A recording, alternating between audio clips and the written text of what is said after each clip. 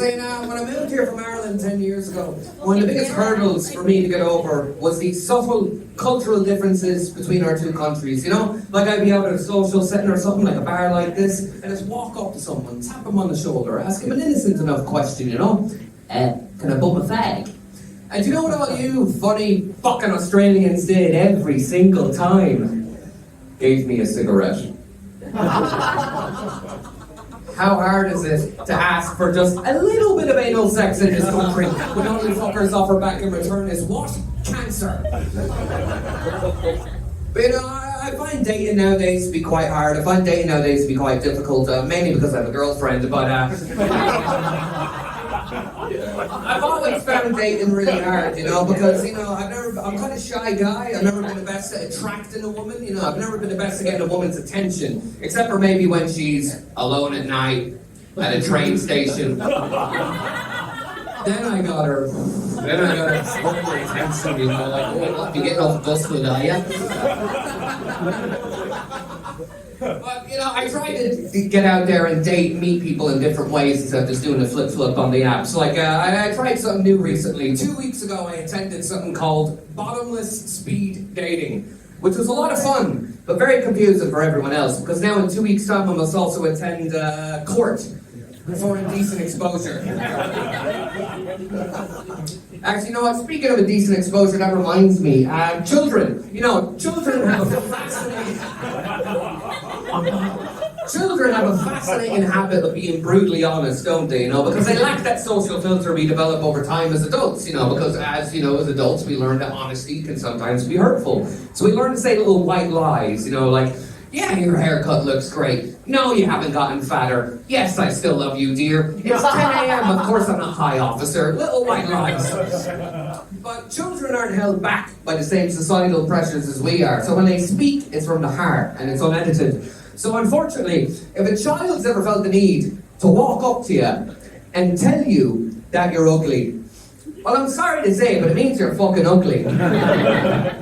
Doesn't mean you have to take it lightly though. Like, oh yeah, kid, you think I'm ugly? You think I'm ugly? Well, you know what? Give me back that juice box and get the fuck out of my van.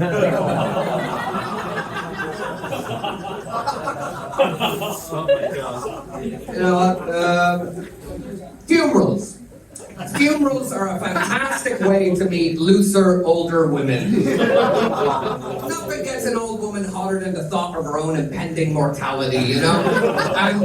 And when I say an older woman, I'm not talking, you know, like a MILF or a cougar. I'm talking 75 plus. Because remember, guys and ladies, with age comes experience, you know? And, you know, some people say menopause, I say menoplay. But don't knock it till you try it, because trust me, geriatrics,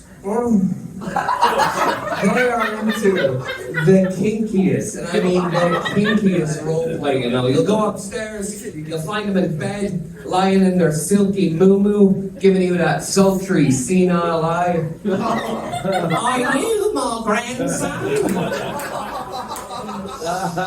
Baby, I'll be whatever you want me to be.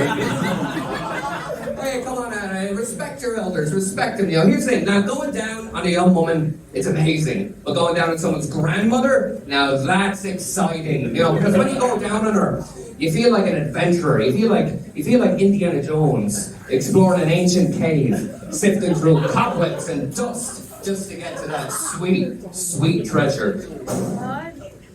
Fair enough. Alright, I'll leave you on this one, you know. I'll leave you on this one, because in this cost of living crisis we find ourselves in, you know, spoiling your partner has become a lot harder, you know, because buying a budget-friendly gift for your partner can be quite a daunting task, right? Because you want to buy something that's thoughtful, elegant, and meaningful, you know? Flowers. Flowers are a fantastic solution for this, but flowers, you know, they can be quite expensive, right? Wrong. This is how you get them for free. Simply take out your phone and Google local traffic fatalities in my area.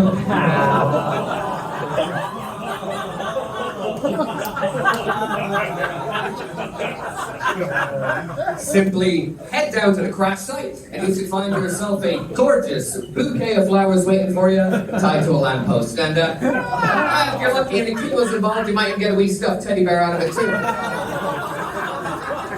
I'd like to leave you on this one then, a little short one.